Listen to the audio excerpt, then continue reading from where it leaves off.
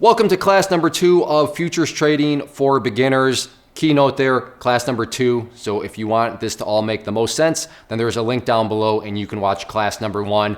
As I said in that video though, and I want to remind you here, if you are looking for some sort of deep dive in the mathematical theory of futures and you're just looking to get dirty in numbers and get dirty in calculus and all the different mathematical equations that make this stuff up, this is not going to be the class for you. If you are somebody that's new and just looking to learn about futures, how you can make money from them, and then kind of make the decision, all right, well, do I actually want to use futures to make money from the market?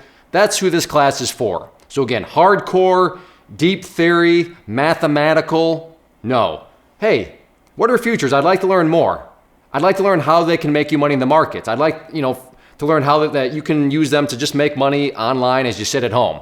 In that situation, this is for you. So with that being said, let's go to my desktop. All right, welcome to my desktop. And in this video, class number 2, we are talking about futures quotes and how futures move. I get it, move can sound a little goofy, but it'll make more sense as we go. So the basics of a trade. In the world of futures, there are 2 prices that you need to be focused on and that are essentially working together. They go hand in hand with one another. The first is the futures price, and that's just simply the price of a specific contract. The next is the spot price, and that's the current price of a commodity. Think back to class number 1. We had the sugar and the price per pound, that being the spot price. Now, these work hand in hand, like I said, but the key thing to remember is that spot price movements are going to determine the price of the futures contract. So the spot price at the core is kind of the boss of this whole situation. However that is moving, well, the futures price is going to be reflected in that. So spot price, like I said, if you want to envision that as the boss, that's how this works. But as traders, we're going to be more focused on the futures price of the contract. But behind the scenes, the spot price is pretty much, the puppet master of everything. The other part in terms of the basics of a trade are we have the 2 prices, and there's also 2 ways to profit on a futures trade. So in trading terminology, one would be known as a long position. And this is where you make money when the value of the contract increases. So if that contract has a value and it's going up, well, there you go. From a long-sided trade, you would be making money. The other is known as a short position. And this is where you are making money if the value of the contract decreases. If you are brand new to this, the markets, really any market, not just a futures market, maybe this always caught me off guard. Wait, what? You can make money when prices go down, when values go down? Yeah, the markets are a great place, and they are a place that offer ultimate flexibility in terms of really at the core, you don't even need to care what a value is doing because, I don't care if the value is going up, I can make money. If the value is going down, I can make money. So like I said, from a flexibility standpoint, that's a really good spot to be in. But for our situation, those are the 2 ways. In any situation, this isn't just the futures market. This is the same in the stock market or the Forex market or anything else. Long side, short side. Short meaning you are making money when prices are decreasing, going down. So how do you actually find these contracts to trade, right? I get it. There's spot prices, there's contract prices, you can make money no matter what the direction is. But where do I even find these contracts at? And this is very, very important here. So yes, websites, yes, technology is going to change, but the process does not change. So what I talk about here, I want you to know that even if you look at the upload date and you're like, oh, wow, this thing was uploaded like 10 years ago. Yeah, at this point, maybe some of the technology is out of date, but you're still going to want to use the present technology at that date or, whenever you're watching this to go through and find this stuff. So as of right now, get out the trusty search engine and just run a search for futures quotes. Or like I said, I don't know, maybe 10 years from now, you press a button and some like hologramic image pops up in front of you and you just talk to this, hologramic image and just say, I need futures quotes. So yeah, different technology, same exact process.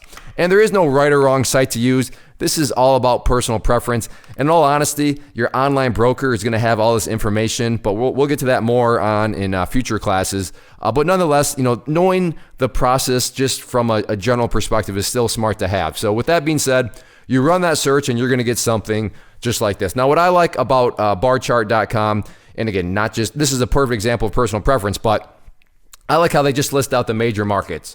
There are a lot more futures contracts out there than what you see here, but that part right there is they're just saying, look, these are the major ones. These are the most popular. These are the most traded. And it kind of just saves you the hassle and headache of having to, kind of weed through, well, I don't know which one. But that's, like I said, do you have to use barchart.com? No, I just like how they do that. But let's focus right there. And you say, you know what? I want to look at that one right there. So you bring your cursor over there and you click on it, and then that's what's going to pop up. And this is what's known as a futures quote right there. So that's the futures quote, but now let's take a closer look at it, at the quote itself. So as an example, or I should say really another example of personal preference, I like how this one actually tells you what it is. What do I mean? Well, it spells out exactly what the contract is. It's the S&P 500 E-mini December 19th contract.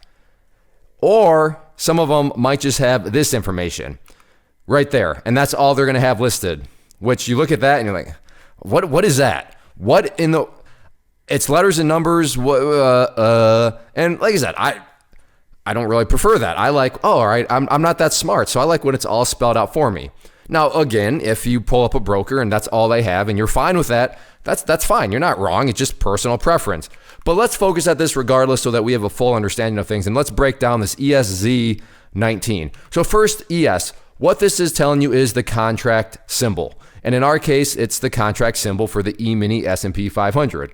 Well, how do I know? Well, if you see a symbol and you have no idea what it is, again, technology is our friend. Just put the symbol in front. Most of them have 2 letters, but some of them could have more. But for the most part, there's just 2 letters. So just put those 2 letters in next to future symbol, run a search, and it'll tell you very quickly what the contract is actually all about. But in this case, the ES, that stands for the E-mini S&P 500. And then that letter Z. Well, these are known as month codes, and in this situation, that is just where the contract, when the contract expires. So Z we have right there, you look down at the month codes, and that would be in the month of December. So this contract, it's telling us, is expiring in December. Okay, December, I need a little bit more context. What kind of context? Well, the year, right? So that's just telling us what year the contract expires. So this is telling us that this futures contract expires in December of 2019. So that's all that means. And like I said, most of them spell it out. So I can't sit here and say that you need to memorize the letters or anything like that. Kind of goofy, but it is what it is. So let's dig more into the quote here, and let's focus on that part right there. That is known as the bid, and the bid is the current price and also the number of contracts. So you see the number 8 there. That's the number of contracts the market is willing to buy. And then over there we have what is known as the ask, and that is the current price. And once again, so that 94 is the number of contracts the market is willing to sell. So if you want to envision it like an auction, you have the bid. Those are people saying, hey, I want to, they're out in the audience saying, yeah, I want to buy it. I'm willing to buy it for that price. I'm willing to buy it for that price. And then you have people up on the stage saying, okay, you want to buy for that price, but I want to sell it for this price. Does anybody want to buy it from me for this price? And the audience might say no. So that means that, well, nobody is going to sell the item. So that person either can walk away or they can say, fine, I'll sell it to somebody in the audience, because the audience, the bid, is offering up a price that people are willing to buy for it.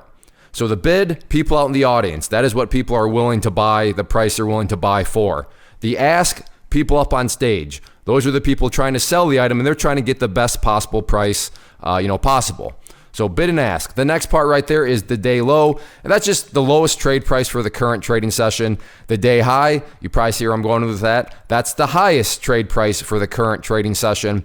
And then that number right there, the open, that was just the first trading price of the new trading session. So that's just giving you kind of a almost like a timeline, if you will, of prices, where it's been, where it's at, where it opened, and all that. Now, do all quotes have that? No. Is that a requirement? Again, personal preference, but that's, if you were to pull up a quote, these are some of the numbers that you would see, and just make sure that you understand all of that. Now, the next one here is the previous close.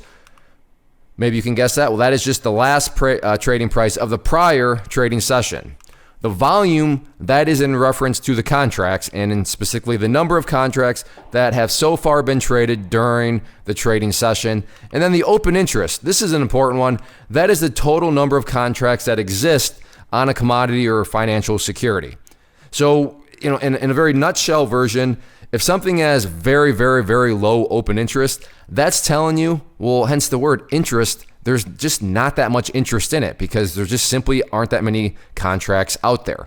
But the S&P, the E-mini 500, I mean, think about that. 2.4 million contracts out there.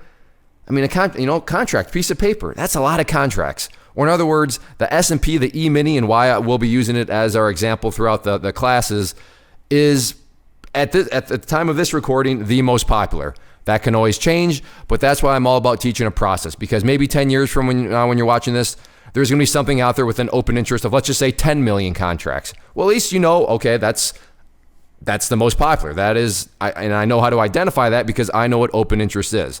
So I'm not here to sit here and say that you need to trade the E-mini S, the ES, the S&P 500 E-minis because it's the most popular. No, trade whatever you think is best fits and whatever you think is one of the more popular ones out there. And how do you determine most popular? How do you determine the highest interest? Well, with that open interest. So always keep an eye on that. So how is value measured? Now, depending on how observant you are, maybe you're kind of looking at all this and saying, wait a second. I see numbers, yeah. I see lots of numbers, but you know what I don't see? Those numbers, but I don't see anything in front of those numbers, such as, a dollar sign or a euro sign or the yen. What is going on? And this is the key thing. If you do take notes while you're watching this, make sure you write this down. A futures price is measured in points, not in a currency. I'm going to say that again. A futures price is measured in points, not in a currency. If you're someone like me who started off in the financial markets with the stock market, you're used to, and I live in the United States, you're used to looking at a stock and saying, okay, that stock is worth $50, meaning it's being measured in the currency of dollars. That's $50. Like you go to the store, think back to class number 1, the Sour Patch Kids. How are Sour Patch Kids valued at the store? With a currency, right? There is a price next to that. In futures, there is no price. Well, there's a price, but the price is not measured in a currency. It is measured just in points.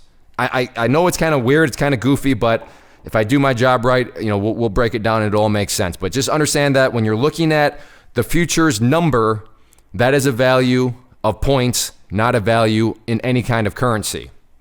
So the cool kid lingo here, and if you would want to, say, impress your friends, all you would say is that the ES contract is trading for 3,007 and 0.75 points, which is coming from that price right there.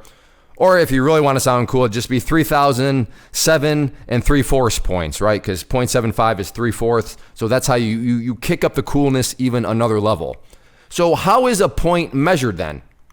The unit of measurement for a point in the market of futures is known as a tick. No, not one of those things that burrows into your skin and then you get Lyme disease. Nothing like that. So just a tick. A tick is, as far as the financial markets are concerned, whenever you hear the word tick, futures market. So that is a unit of measurement. And then the tick itself has two very key features. We have the distance, and then you also want to pay attention to the worth. So again, okay, how is a point measured in the futures market? With a tick. Okay, how does a tick function? With two key features, distance and the worth. So let's understand the tick here, but this is very, very important to understand. So I want to make sure that you're paying attention. All ticks are different depending on the type of futures contract. Again, one of those things you're going to want to write down. All ticks are different depending on the type of futures contract. Well, how do you know? Well, once again, technology makes life very easy. So whatever contract you are interested in, remember at this point, you'll know the symbol because we've already figured out the process of how to use technology to find the actual symbol. But insert the symbol and then futures contract specifications. And for this, we're going to continue with the ES. And once again, as the ES, what does that mean? The ES is referring to the E-mini S&P 500. But this is what I've found, and you can easily find. Just there's plenty of information out there on multiple sites, and it'll give you the details of how each contract works. So for the ES, the question becomes, all right, well, what distance does the ES move? And you look over there and you see that minimum tick, and the tick is worth 0.25, or it's worth a quarter of a point. So that's how it moves. And then the next question becomes, okay, well, what is that distance actually worth? And over there, it's telling you that the distance of a tick is $12.50. So now all of a sudden, we've got currency back in the picture here, right?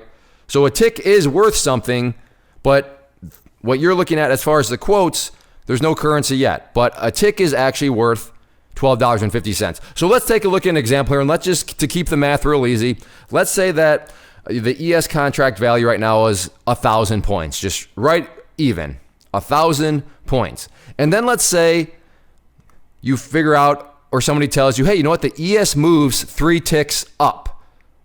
So 3 ticks, how are you going to calculate what that is actually worth? Well, the math is very, very easy, right? We know now that a tick is 0.25, and how many ticks did we say it moved? It moved 3. So 0.25 times 3 means the total distance was 0.75.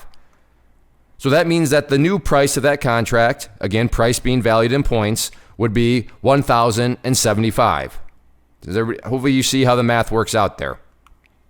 So what is that actually worth? Well, by going up, we know that first off, it moved 3 ticks.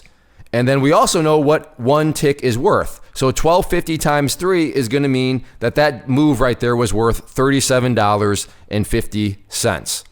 What about the other side? Let's say that the ES moves 2 ticks down. So again, all right, well, what distance actually was that? Well, we know that each tick is 0.25. We know that it was 2 ticks down. So 0.25 times 2 is 0.5. Meaning that the new price measured in points would be 999.50, right? Because all you got to do is you know that it moved 2 ticks down. You know that's 0.50. So just subtract that away from the 1,000. And then as far as values are concerned, once again, what's that worth? Well, we know that each tick is worth $12.50. We know that it moved 2 ticks. So 1,250 times 2 equals a movement worth of $25. So that is how the numbers work so far. But now we got to dig a little bit deeper and let's look at profit and loss. Now, the good news here is that your broker is going to be calculating all this for you automatically, but it's worth understanding, right? It's wise to still have an idea about how all this math works so that you can talk intelligently about it and understand what exactly is going on, what your broker is telling you. So it's not like you're going to have to sit here and have your calculator while you're trying to trade and all that. Nothing like that. But like I said, still wise to know. So there's our situation. But the thing to keep in mind right now is that the worth we have calculated is per contract. So each contract, that's the worth we've calculated. So in order to figure out profit and loss, we need one more bit of information. We need to answer the question of, okay, well, how many contracts, what is the number of contracts that the trader has? What is their position? Meaning, how many contracts do they have in their position? Because that's ultimately going to dictate the profit and loss. And that's how the math works right there. So right there, that first part is the worth, which we have already calculated, right? You just take the tick value and you multiply that by, well, the number of ticks it's actually moved. And then the next part is just simply, all right, well, how many contracts does the trader have? So I want you to meet Billy Bob, and let's just say he has gone long. So as a reminder, by going long, Billy Bob wants to see the price go up. If prices go up, that means he is making money. And he has 4 contracts. So let's look at the up situation. In this situation, again, that situation is worth, as we already calculated previously, $37.50. So we know what the worth of that move was. Already calculated that. We just need that next number, which we now have, and that is Billy Bob has 4 contracts. So the worth being $37.50 multiplied by the number of contracts the trader has, in our case, Billy Bob has 4, that is going to equal $150 in profit, and it's going to have Billy Bob dancing. Look at those moves.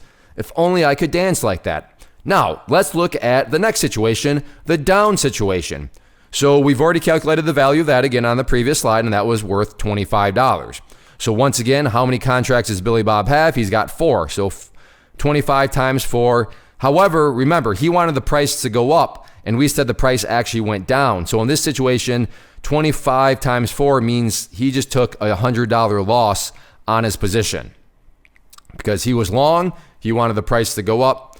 It went down, so he lost $100. How much is a point actually worth? and I know I've said this, but I'm going to keep hammering it home because, I don't want you to fall in the trap of thinking everything's the same, and then you go out there and you trade something different, and then all of a sudden the numbers start to add up way differently on you and thinking, what is going on? Why are these numbers so different? Well, remember, all ticks are different depending on the futures contract. So therefore, all points are going to be different, right? That's just the logical thing. Well, if all ticks are different, then all points are also going to be different depending on the contract. Now, the math is very, very easy. You're just going to take the number 1, right? Because that's 1 point. That's what we're interested in, right? How much is a point? How much is 1 point worth? And you're going to divide that by the distance of a tick. So remember, all the distances are going to be different, but to continue with the ES, we now know that it's going to be the 1 point, right? A point, 1 point divided by the 0.25. And math-wise, if you were to put that into a calculator, that just gives you 4. So for the cool kid lingo, if you want to impress your friends again, just tell them that, hey, you know what? 4 ticks make 1 point in the ES. And they are going to be impressed. So what is the worth per tick? Well, we know that, but you're going to take the worth per tick and you're going to multiply that by the number of ticks in 1 point. So we've already figured that out, but worth per tick, we've determined that as $12.50. And then you're going to multiply that by the 4, which we just figured out. And that's going to tell you that a point is worth $50. So let's check out your mental math. What happens if I were to tell you, a little quiz, that the ES just moved 3 points? What was that movement worth? I'll say it again. The ES just moved 3 points. If you said that move is worth $150, you are correct. Because how much is 1 point worth? Well, $50. So if it moved 3 points, 3 times $50 equals $150. What happens if it went down 2 points? What is that? Hopefully you're saying, well, $100, right? Because 1 point is worth 50. So if it went down 2 points, that would be $50 times 2. So that'd be $100. So that is how you figure it out, though. Again, your broker, it's going to be calculating all this sort of stuff, but you still need to understand and be able to, speak wisely about it. So let's have some more quizzes here and put all this knowledge to use as we start to wrap things up here with class number 2. But there we have our quote. So let me ask you this question here. How many points has the contract moved? So if you want to pause, I'll give you a second to pause the video and you can kind of take a look. But my question is, how many points has the contract moved? All right, welcome back. If you decided to pause, the answer to that would be 1.25. That's what that means right there. And the plus just means it has risen. So if there was a minus there, then that would mean that it's actually gone down points. But in this situation, the plus just telling us that it has moved 1.25.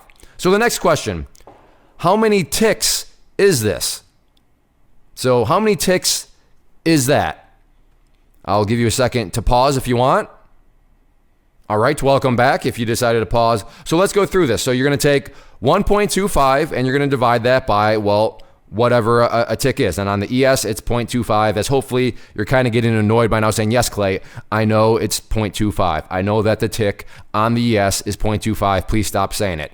I'll try, but no promises. So you're going to do the math there, and that's going to tell you 5. So there you go. That is how you figure out how many ticks. You look at the number and you just divide it by the tick amount, the distance, which is, 0.25, and there you go. 5 ticks. So my next question for you is, how much is this worth? So I'll give you a second to pause the video. All right, welcome back. So let's think back. What is a tick worth? Well, think back to that part of the presentation, $12.50. We know that it has moved 5 ticks. So we're going to take the number of ticks and we're going to multiply it by that worth, which is $12.50. So that movement, which we see right now, has been $62.50. Let's take this to the next level. Let's say that Billy Bob, he has now 7 contracts long.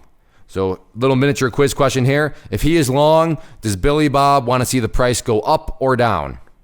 If you're saying, well, he wants to see the price go up because that means he makes money, you are correct. If I said that he was short, then you would be hopefully saying, well, Billy Bob now wants to see price or the prices, again measured in points, go down, because that means he would make money from the short side. But in our situation, he is long, so therefore he wants to see prices going up. So my question is, how much has he made? So I'll give you a second to pause the video. All right, welcome back. So how much has he made? Well, again, Let's think the worth or the movement is worth what? $62.50. And then the next question becomes, okay, that's what the movement is worth, but that is worth per contract. So therefore, how many contracts does he have? Okay, well, he's got 7. So 62.50 times 7 means that he would have made $437.50. So hopefully you did pretty well with all that and went through and knew how to answer those numbers. But that is how a contract of futures moves. It moves in a very rigid way, right? I mean, other things out there in the financial markets, I mean, they just move. There are no ticks, right? But in futures, there are ticks. But then I don't want to say the complicated part, because it's not complicated as you see here. It's just basic addition, some division, some multiplication. It's nothing like, at no point did we have to do calculus or algebra or trigonometry or anything like that. We didn't have to use a quadratic formula or anything like that. We're just using math that we all learned about, when we were young, wee little lads. But it is a little complicated in the sense of, okay, there's ticks, sure, fine, but all the ticks are different. So it just becomes a little bit of a hassle, kind of a little bit of an annoyance, where you need to just understand that it's not any sort of universal, quote unquote movement system. You just got to keep that in mind. But as long as you know that, and then, you can do some multiplication, some division. But once more, one final reminder, your online broker is going to be calculating all this stuff for you in real time, but still good to know. So that's all I have here, and I'll see you back at my desk.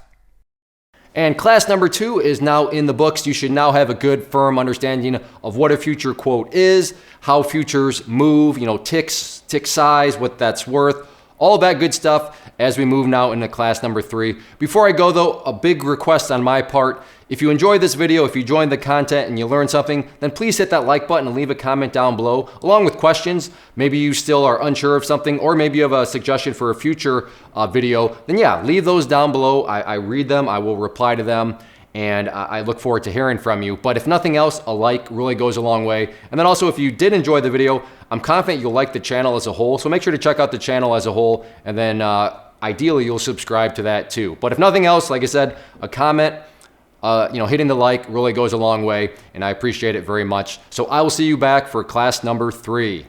First off, thanks so much for watching the entire video. Real quick, before you go, I want to invite you to a live webinar, web class, training, workshop, online event, whatever you want to call it, but it will be me live revealing to you what I've discovered that has allowed me to transform myself from being an employee to being my own boss, including how I had only one losing day out of 73 days in total. I'm going to cover 3 keys that have helped me unlock profitable consistency within the markets. The first key is super weird, but in a productive type of way. The second key is super awesome because it quite literally is wired into our DNA as humans, making it very easy to use. But in a cruel way, this becomes a pitfall for many traders. I'll explain it all though, including how to avoid the pitfall that it creates for some. And yeah, the third key, when you hear it, sounds way too good to be true, but it's not, and I'll show you how it all works. Then at the end, I open it up for a question and answer session that is, again, totally live. Even if you can't make the live session, please still sign up as it will be recorded, and you can go back and watch the replay that I will send you. Click the image on the screen or click the link down in the description box so you can get the date and time and claim your spot, which I should note is limited due to the fact that this truly is a live event. If you have any questions, let me know. If not, I'll be seeing you soon.